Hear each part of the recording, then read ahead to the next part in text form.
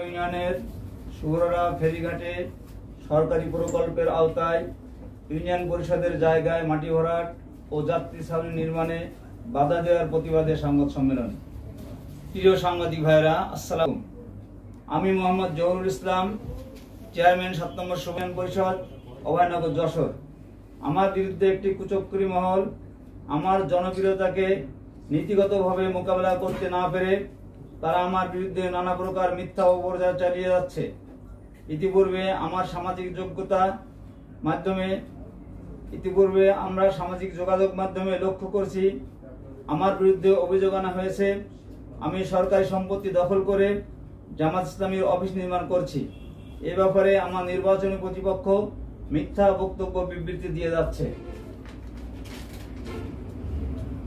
প্রিয় সাংবাদিক ভাইরা, মূলত ঘটনা হচ্ছে সুগরড়া ফেরিঘাটে ইউনিয়ন পরিষদের নামে ৩০০ জায়গা আছে, যাহা অত্যন্ত গুরুত্বপূর্ণ। সেখানে বিভিন্ন মানুষের সমাগম হয়। আমি তাদের বসার জন্য একটি যাত্রী ছাউনি নির্মাণের প্রকল্প গ্রহণ করি। কাবিখা প্রকল্পের আওতায় নেওয়া হয়।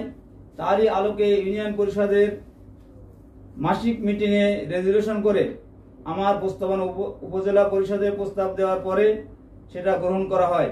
উপজেলা নির্বাহী কর্মকর্তা উপজেলা পরিষদের মাসিক মিটিংয়ে প্রকল্প অনুমোদন করেন। অনুমোদনের পর অর্থ বরাদ্দ হয়। সেই বরাদ্দকৃত অর্থ দিয়ে যখন আমি প্রকল্পের কাজ শুরু করি, তখন একটি কুচক্রী মহল আমার বিরুদ্ধে প্রতিবাদ সমাবেশের নামে নানা মিথ্যা, কাল্পনিক, ভিত্তিহীন অপপ্রচার চালায়, যাহা তীব্র নিন্দা প্রতিবাদ জানায়। প্রিয় সাংবাদিক ভাইরা, মূল ঘটনা হচ্ছে ভোটের রাজনীতিতে ব্যর্থ হয়ে আমাকে মোকাবেলা করতে না পেরে তারা বিভিন্ন পর্যায়ে আমার বিরুদ্ধে আমার পরিষদের কার্যক্রম ব্যাহত করার চেষ্টা করে। ইতিপূর্বে তারা মেম্বারদেরকে নানা প্রলোভন দেখিয়ে উপজেলা পরিষদে নিয়ে এসে আমার বিরুদ্ধে অনাস্থা প্রস্তাব দেওয়ার জন্য জানায়। যখন মেম্বাররা এটা জানতে পারে, তখন তারা একে একে উপজেলা পরিষদ ত্যাগ করে। সেই জায়গায় ব্যর্থ হয়ে তারা আমার বিভিন্ন উন্নয়ন প্রকল্প যাতে বাধাগ্রস্ত করতে পারে আর এর মাধ্যমে যাতে আমি জনগণের কাছ থেকে দূরে সরে যাই, সেই প্রচেষ্টার আলোকে তারা এই কর্মকাণ্ড চালিয়ে যাচ্ছে। এখানে শেষ নয়। প্রিয় সাংবাদিক ভাইরা, আমার বিরুদ্ধে নানা রকম অপপ্রচার চালিয়ে, বিশেষ করে সন্ত্রাসীদেরকে লেলিয়ে দিয়ে সন্ত্রাসীরা আমার বিরুদ্ধে নানা রকম ভয়ভীতি এবং আমার জীবননাশের হুমকি দিচ্ছে মোবাইল ফোনের মাধ্যমে, যার কারণে আমি আমার কর্মকাণ্ড করতে নানাভাবে বাধাপ্রাপ্ত হচ্ছি। আমি ইতিপূর্বে প্রশাসনকে জানিয়েছি। প্রশাসন বিভিন্নভাবে আমার সহযোগিতা করছে। তারপরেও এলাকায় চাঁদাবাজি, দখলদারি এগুলো অহরহ চলছে, যার কারণে এর প্রতিবাদ করায় এই সন্ত্রাসীরা আমাকে নানা রকম ভয়ভীতি প্রদর্শন করছে, যা আমি আমার জীবনের নিরাপত্তা বিঘ্ন, ঝুঁকিপূর্ণ অবস্থা আমি দিনকাল দিয়ে অতিবাহিত করছি। আপনাদের অবগতির জন্য জানাচ্ছি, এলাকায় অনেক সন্ত্রাসী কর্মকাণ্ড চলছে। বিশেষ করে সংখ্যালঘু সম্প্রদায়ের পরে যখন চাঁদাবাজি হচ্ছিল, এই চাঁদাবাজিকে আমি যখন প্রতিহত করার চেষ্টা করি আমার লোকজন দিয়ে, তখন তারা আমার প্রতি আরো ক্ষিপ্র হয় এবং এই বিষয়ে আমাকে তারা নানা রকম হুমকি ধামকি মোবাইলের মাধ্যমে দিয়ে যাচ্ছে, যেটা অত্যন্ত কষ্টকর ব্যাপার। আমি চাই আমার জীবনের নিরাপত্তা আমি সুন্দরভাবে বাকি 2টি বছর আছে সামনে ইউনিয়ন পরিষদের কার্যক্রম ভাবে সুন্দরভাবে পরিচালিত করতে পারি। এই ব্যাপারে আপনাদের সহযোগিতা কামনা করি। কোনো অপপ্রচার যারা করছে তাদেরকেও জানাই, তোমরা ইউনিয়নের কর্মকাণ্ড সুন্দরভাবে পরিচালনার জন্য আমাকে সহযোগিতা করো। আমি তোমাদের সাথে নিয়ে ইউনিয়ন পরিষদের কার্যক্রম পরিচালনা করতে চাই। এভাবে মিথ্যা, ভিত্তিহীন কথা না বলার জন্য আমি বিনীতভাবে অনুরোধ করছি। ধন্যবাদ সবাইকে। আপনার ইউনিয়ন পরিষদের জায়গা, ইউনিয়ন পরিষদের জায়গায় আপনি বললেন যাত্রী ছাউনি তৈরি হচ্ছে, কিন্তু তারা জামাতের অফিস কেন বলতেছে? এটা আপনার কাছে কি মনে হচ্ছে যে জামাতের অফিস সরাসরি কেন বলছে? তারা বলছে এই কারণে তারা মূলত জামাতকে ভয় পায়, জামাতের আদর্শের কাছে তারা পরাজিত। এই জন্য তারা কাল্পনিকভাবে চিন্তা করছে যেটা জামাতের অফিস করতেছে। মূল ঘটনাটা তো হচ্ছে সরকারি প্রকল্প হচ্ছে যাত্রী ছাউনি। আপনি এর মধ্যে একটা কথা বলেছেন, আপনাকে প্রাণনাশের হুমকি দেওয়া হয়েছে। আসলে এই সংক্রান্ত বিষয়ে প্রশাসনিকভাবে কোনো সহযোগিতা নিয়েছেন কিনা বা তাদেরকে জানিয়েছেন কিনা? প্রশাসনিকভাবে সহযোগিতা নিয়েছি। ওসি মহোদয়, তারপরে এসপি মহোদয়কে জানানো হয়েছে। তারা বিশেষ করে এখন আমাকে আমার বাড়িতে রাত্রি প্রতিনিয়ত পুলিশ প্রোটেকশন দেয়, এবং আমি যেখানে যাই সেখানে আমার সাথে তারা পুলিশ দিয়ে আমাকে মূলত করছে, সাহায্য করছে। এই যে কাজটা যারা করতেছে এটা তো ঠিকাদারের মাধ্যমে কাজ হচ্ছে না, এটা প্রকল্পের আওতায়, ঠিকাদারের মাধ্যমে হয় না। এটা প্রকল্পের আওতায়, এটা দেখভাল করতেছে চেয়ারম্যান। আমি নিজে দেখভাল করছি। এখানে কাজ করতেছে কাজ করতেছে আমার লোকজন, লেবাররা। এটা আজানে ব্রেকে যায়, আমরা কাটা দরকার। সমস্যাটা হচ্ছে আপনি করছেন যাত্রী সামনে, আর ওরা বলছে যে এটা জামাতের অফিস। এটা তা এখন তো মানে নির্মাণ কাজ শেষ হয়নি, তাই না? কেবল চলমান শুরু হয়েছে। কেবল শুরু হয়েছে। তো এখানে তো প্রকল্প আছে, তার ডকুমেন্ট আছে, তাই না? যে এটা কোন প্রকল্পে এবং কি হচ্ছে সবই তো আছে। তো এই যাত্রী ছাউনিকে তারা জামাতের অফিস বলে আখ্যায়িত করছে, এইটার কারণ কি? এটা কাল্পনিক, সম্পূর্ণ কাল্পনিক। এটা তো প্রকল্প না হয়, এটা তো সরকারি অর্থ ব্যয় করে ওখানে কোনো কিছু করা যায় না। আপনার কাছে কি কেউ জানতে চাইছিল যে এটা কি হচ্ছে? আমার কাছে কেউ জানতে চায়নি। তারা তো সরাসরি আমার কাছে জানতে চাইতো, চেয়ারম্যান সাহেব এই কি করতেছেন এখানে, কেউ জানতে চায়নি। না জেনে তারা মূলত এগুলো প্রবণতা চালাচ্ছে। কত টাকা ব্যয় এই কাজটা? এখানে 5 লক্ষাধিক টাকা ব্যয়। অ্যাকুরেট ফিগারটা আপনাকে অফিস করলে সার সামারি যেটা বলে, আপনি কি ওইখানে কোনো ইয়ে না, ওটা না, সার সংক্ষেপ দিয়ে একটা নোটিশ টাঙাতে? না, ওটা টাঙানো হয়নি। এটা না টাঙানোর কারণেই মনে হয় সমস্যাটা হয়েছে। আপনি এটা প্রকল্প যেখানে হোক ওটা টাঙাতে পারেন। ঠিকাদারকে ঠিকাদার, এটা কত টাকা? পিআইসি আমি কত টাকার কাজ? 5 লক্ষাধিক টাকা হতে পারে। আচ্ছা, ফিগারটা পরে জানানো যাবে আর কি। যেহেতু আপনি কথা শুরুতে বলেছেন যে ইউনিয়ন পরিষদের ওইখানে এটা মূলত জায়গা নির্ধারণ করা ছিল, সেখানে যাত্রী ছাউনি, এটা কি আপনাদের নিজেদের মনোমতন করছেন নাকি উপজেলা প্রশাসন বিষয়টি তারা অবগত আছেন? উপজেলা প্রশাসন তো অবশ্যই জানে না, তারা অনুমোদন না দিলে তো অর্থ বরাদ্দ হয়নি।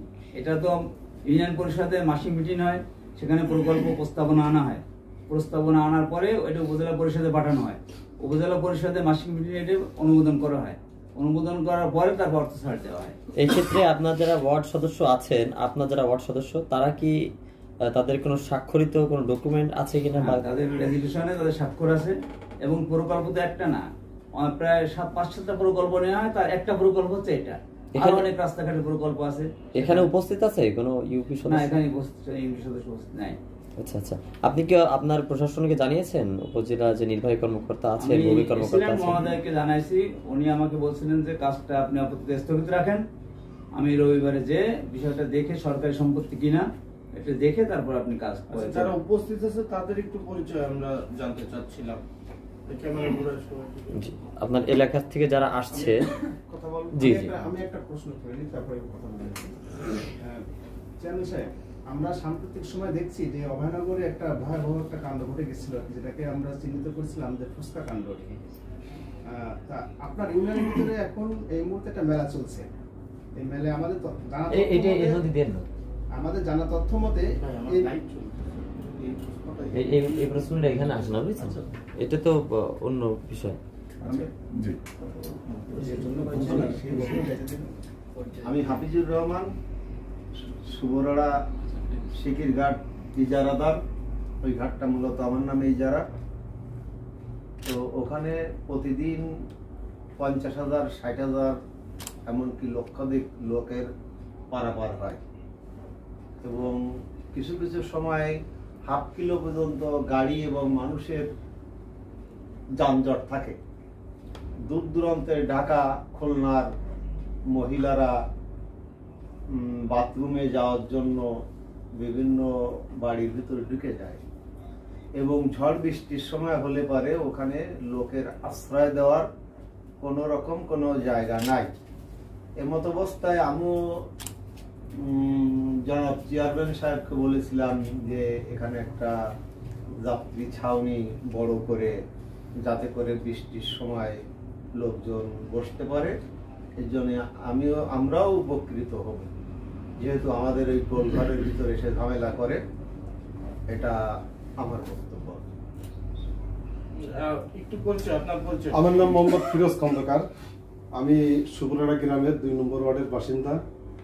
আমি ওই গ্রামের একজন বাসিন্দা হয়ে দীর্ঘদিন যাবৎ আমি সহ আমার আরো কিছু লোকজন, ওই গ্রামের গণ্যমান্য লোকজন সহ চেয়ারম্যানকে বারবার করে অনুরোধ করা হয়েছিল, যেহেতু আমাদের খেয়াঘাটটা এখন ফেরিঘাট, অনেক লোকের সমাগম হয়, তো খেয়াঘাটে একটা বাথরুম আর একটা যাত্রী ছাউনি যাতে করা হয়, লোকজন এই যে দূরের লোকজনের কষ্টটা দেখে আর এলাকার উন্নয়নের একটা চিত্র থাকবে, এলাকার লোকের একটা পরিচিতি ভালো হবে, সেইভাবে আর কি আমরা বারবার করে অনুরোধ করার পরে চেয়ারম্যান সাহেব ওই প্রকল্পটা গ্রহণ করে। ইতিমধ্যে বাথরুমের কাজ নির্মাণাধীন এবং যাত্রী ছাউনির কাজও শুরু হয়েছে, তার ভিতর দিয়ে আমরা দেখতেছি যে কাজ বন্ধ হয়ে গেছে। আপনার একটু পরিচয়টা শুধু জানান। আপনি এলাকাবাসী? আমি সুবরাড়া গ্রামের বাসিন্দা, স্থানীয় 2 নম্বর ওয়ার্ডের বাসিন্দা। আপনার পরিচয়টা একটু পরে। আমি মোহাম্মদ লালন হোসেন, আমি 2 নম্বর ওয়ার্ডের বাসিন্দা, সাতন সুবরা ইউনিয়ন 2 নম্বর ওয়ার্ডের বাসিন্দা। আমি মোহাম্মদ গোলাম হোসেন, আমার বাড়ি সুবরাড়া 2 নম্বর ওয়ার্ডে।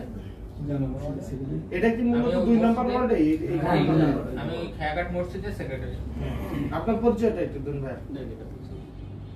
আমি মুস্তাফিজুর রহমান, আমার বাসা সুবরাড়াতে এবং আমি সুবরাড়া দক্ষিণ পাড়া জামে মসজিদের ইমাম। আপনারটা বলেন। আমি গোলাম মোস্তফা, প্রফেসর পাড়ায় বাড়ি, অভয়নগর উপজেলার। জামাত ইসলামী করি, উপজেলা জামাত ইসলামী অ্যাসিস্ট্যান্ট সেক্রেটারি। জি, আমি আব্দুল সত্তার, আমি আমার বাড়ি লেবুগতি, আমি লেবুগতি বাইতুল নূর জামে মসজিদের ইমাম ও খতিব, জামাত ইসলামের ইউনিয়ন আমির। আমি মোহাম্মদ আলমগীর হোসেন, বাড়ি সুবাড়ি ইউনিয়নের 3 নম্বর ওয়ার্ড, সাবেক মেম্বার। আমি মোহাম্মদ রিফাত শেখ, আমার গ্রাম হচ্ছে রানাগাতি 1 নম্বর ওয়ার্ড, আমি বাংলাদেশ জামাত ইসলামী 1 নম্বর ওয়ার্ডের সেক্রেটারি। এবার যদি আপনার প্রশ্ন থাকে ইয়ে করতে পারেন।